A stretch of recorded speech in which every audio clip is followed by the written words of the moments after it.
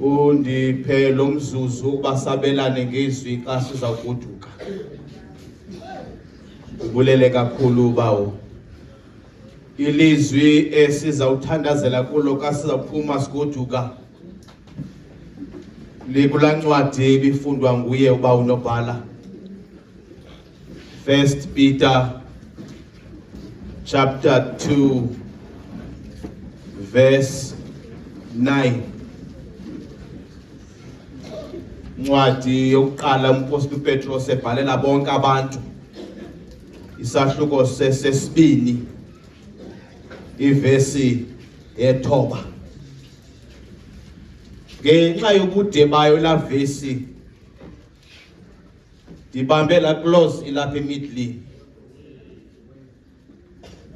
ukuze nivakalise isidima salowo wanibizayo.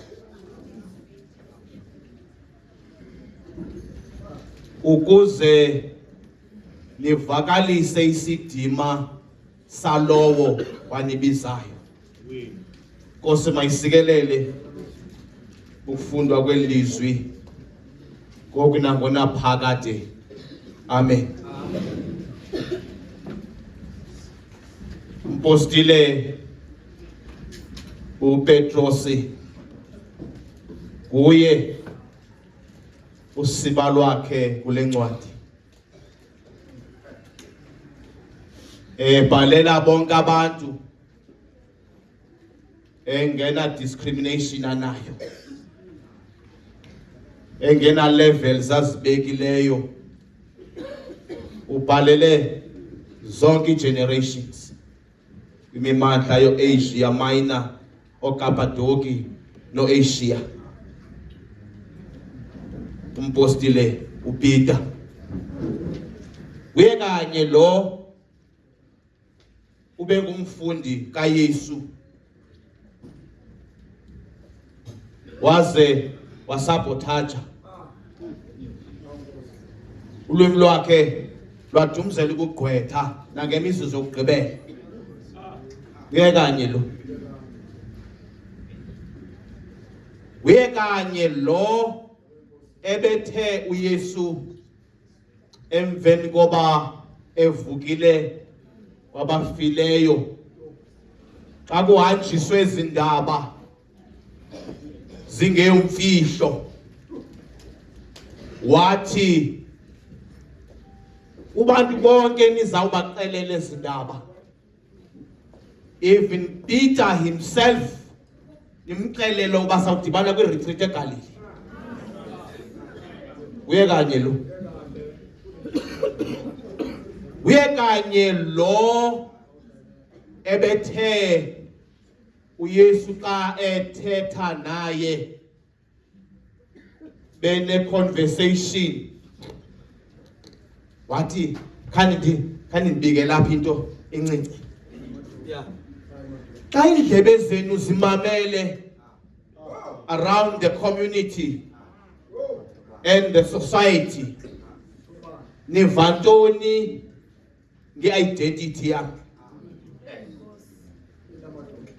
Sinjani isidima sam xa nimamele in the society naxa abantu besinqokolela? Bathi ndingubani xa bendibiza? Wathi uPeter, abanye bathi ungu-Eliya, abanye bathi ngumprofeti okhe wakho. Wayitshintsha i-question, wayidirector kubo. Nina ndihamba nani, ndi-uplifta isidima sam umhla nezolo, ndisi-upliftela i-society kwakunye nani. Nina nithi ndingubani xa nindibiza? Wathi uPetros, wena ungunyana kaThixo ophilileyo. And Yesu wathi, you know, le nto ithethayo ayiphumi kuwe. Leni revelation oyithethayo doesn't come from the human form. It is a divine form. Ukuchilelwe umoya kaThixo oku. Therefore, on this rock, I will build my church.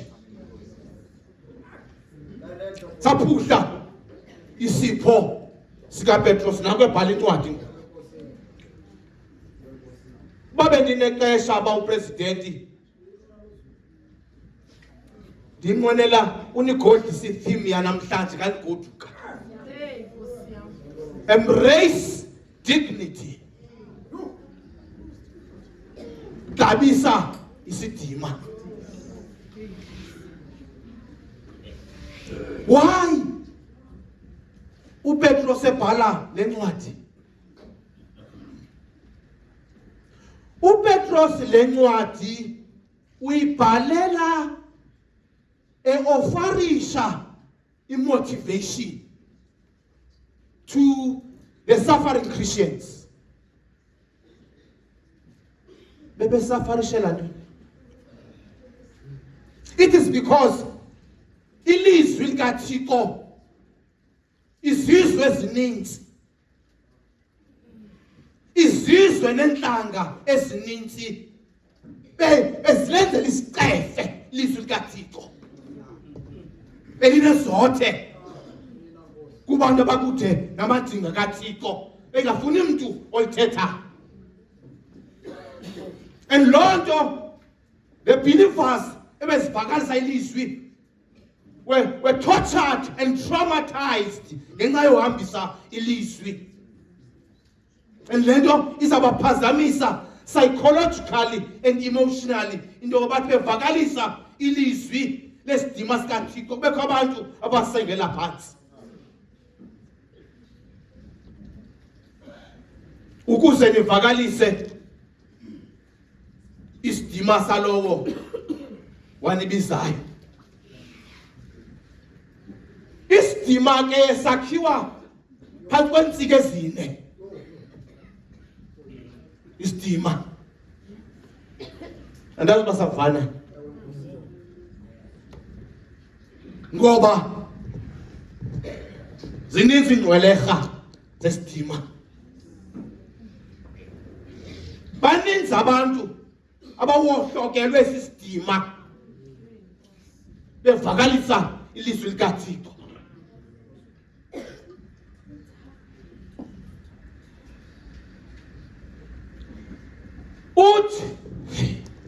Peter,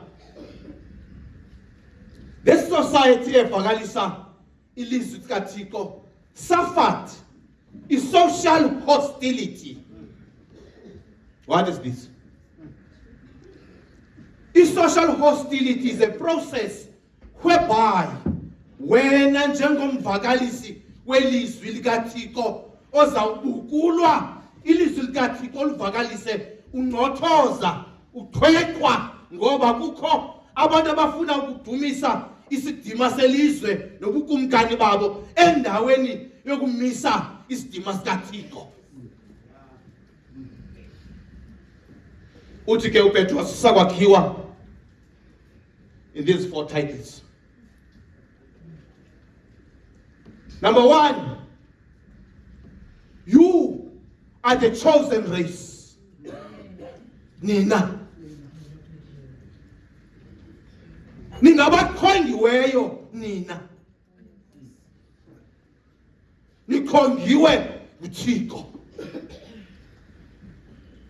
Nivuthululwe uThixo. Wanihluza, wanisefa. Wanibona njenge generation ekhethekileyo. Besingumpha thina oqhutywe walahlwa.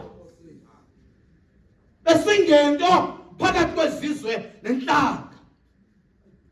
Kodwa wathi uThixo kuba in our bodies he installed isidima esingumphefumulo. Ngoku akanavuma uThixo isidima sakhe sisengele phansi, not in his name.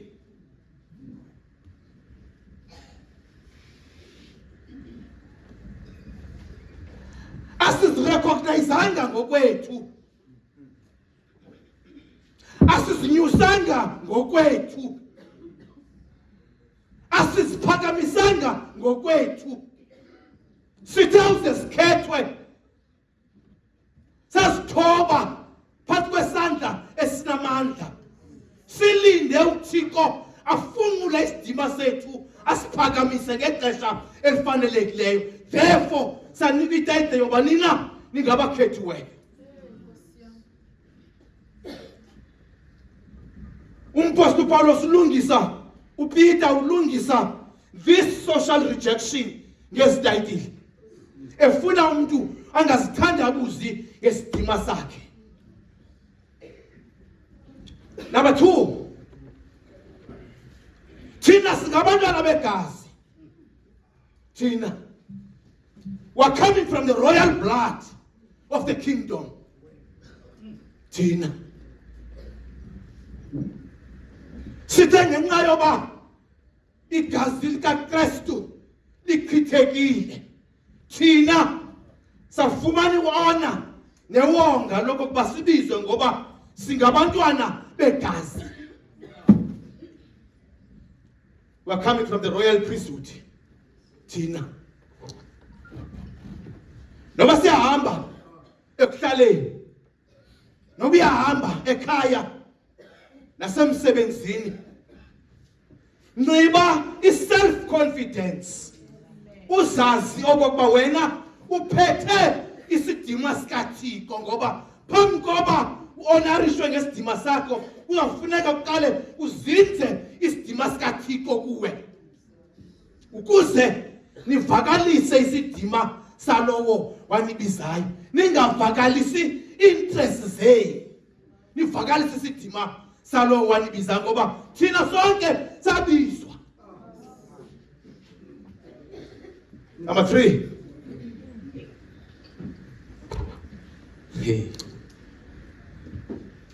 we are the holy nation.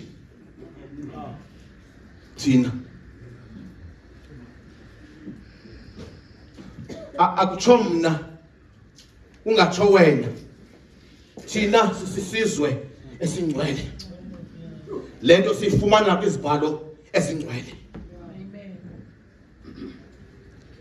Akukho namnye unako uthi ungumzukulwane wesizwe esingcwele akusengele phansi. Akukho namnye ongathi umntwana wesizwe esingcwele athi uThixo kuvulela ucango acinga ngaluvala. He's wasting his time, because wena ungumntwana we-holy nation, and ngaphakathi kwakho kuinstallwe the holy soul, kuze nivakalise isidima salowo wanibizayo. Ningabi nenhloni xa niphakathi kwabantu,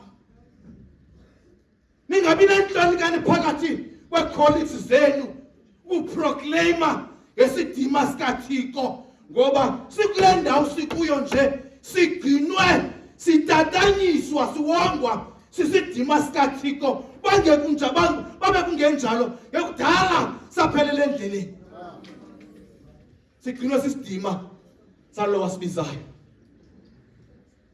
Therefore, whatever you say, whatever you do, ucinge ngesidima salowo wakubizayo.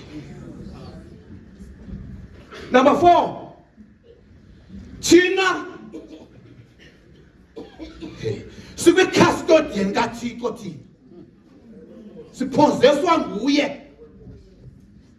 Akho namnye umuntu okwazi usiphozesa, engekho namnye okwaziyo ukusiphozesa yena self, kodwa thina siphozeswa nguThixo. Njengoba xa imali ungayibhatalanga yemoto ebhankini, iriphozeswa ibuyele ebhankini, isuke kuwe wena uyiphozesile. Thina asiriphozeswa, siphelelwa apha ekuphozesweni kuphela. Kungekho na-installments zizawuphela ngenxa yethu uThixo uyasiriphozesa. We remain possessed eternally, kuba sivakalisa isidima salo wasibizayo.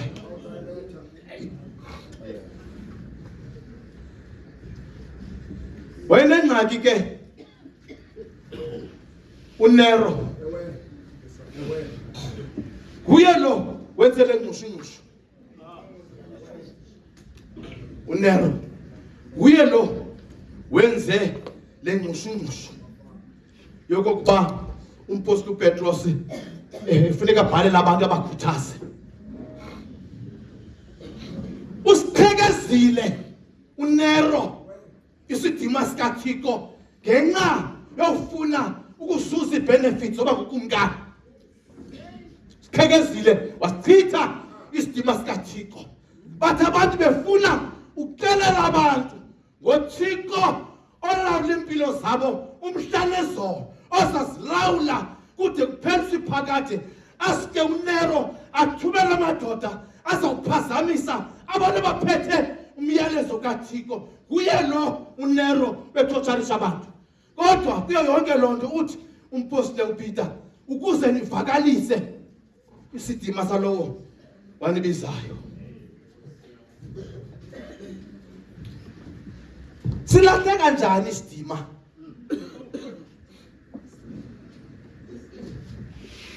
Isidima silahleka ngoba ukhomba indlela uphinde ujike.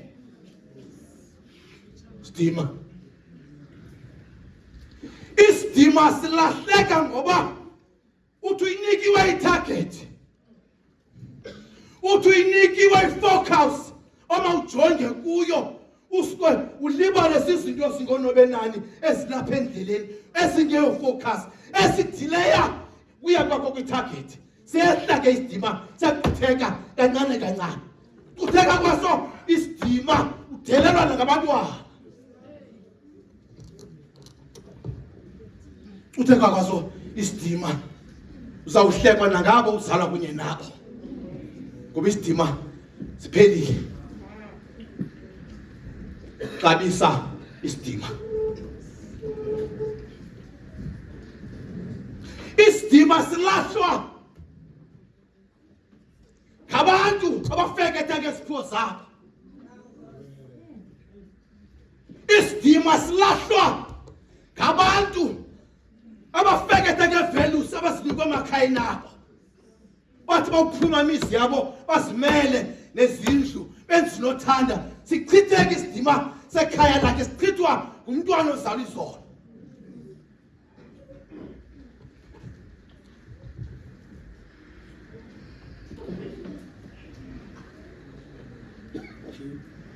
Isidima siyalahlwa la kuthetha izinto ezingekhoyo. Isidima yena focus kaPeter apha kukubuyisa nokuphuthuma isidima sikaThixo nesabantu. Ngoba ukuba ngaba umuntu awumazi okokuba uyintoni na usichithile isidima sikaThixo kuba lo muntu ukhethwe nguThixo upozeswa nguThixo. Akapozeswa nguSathana, engapozeswa zii-angels zakhe, but all those angels as evil are taking chances. Kodwa thina sipozeswa ngumtrinity ongcwele. Thixo ke makanigcine.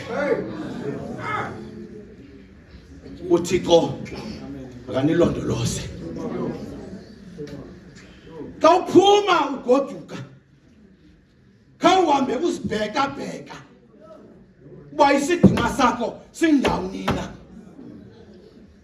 Xa uphuma ugoduka, khawumezarisha idistance yesidima sakho noThixo, nokuba nguye yedwa uThixo ozama umaintaina esi sidima sakho, osilahla phansi ube ngancediswa bawuphuthume isidima sakho. You don't care about isidima sakho. Bangazama ukunceda abantu, awufuni ukuncedeka ngoba isidima sekhaya lakho ufuna usichithe usilahle esithubeni.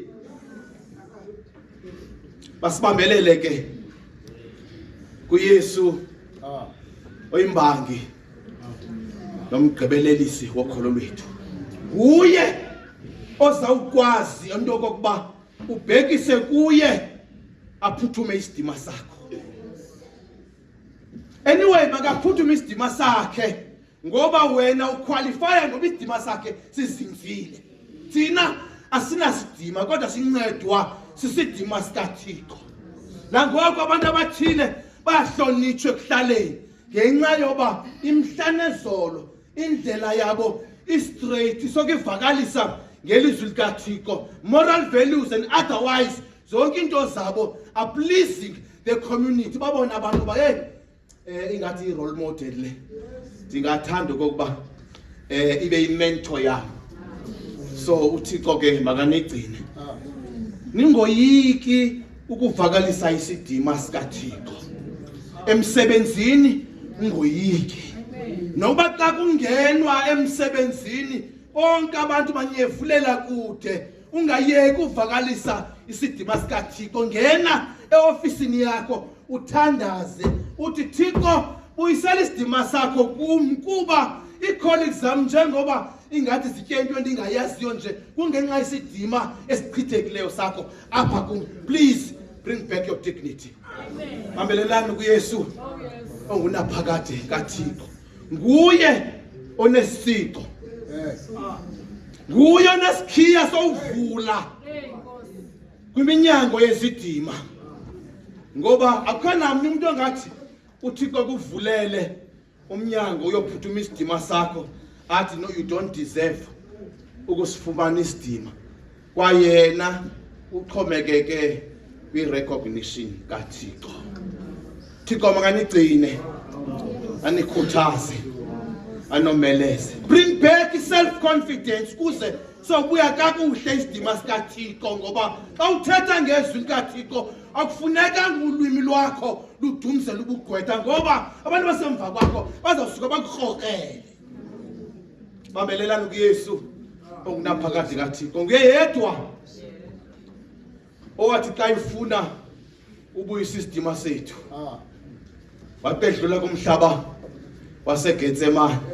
Bazama usihlambalaza isidima sakhe kumhlaba waseGetsemane. You know what he said? Uthe kuThixo ukuba ngaba Thixo is it in your will into abandiyisele le ndebe, let them drink, let me drink, let me drink. Bangaba uthanda wena aphuma utshona phezu kwentaba yeCalvary. Uthe ke xa ifika phezu kwentaba yeCalvary, he tried by all means in 7 clauses ukubuyisa isidima sethu ukusukela eliqolweni uyawuma ekunikezeleni kwakhe umphefumulo. Akonelanga apho, gone down eHadesi kwelabafileyo, wavuka ngomhla wesithathu. Incwadi kaJona yokuqala chapter 3 xa ibuya okwesibili uzofuthela ixilongo lakhe lokugqibela, bringing back isidima sakhe in the society. Bazawuthi bonke abantu abahambelana nesidima sakhe nabafuna sibuyiswe isidima sakhe bazawudibana naye kwi-last convention emafini ngoKristu inkosi yethu. Amen.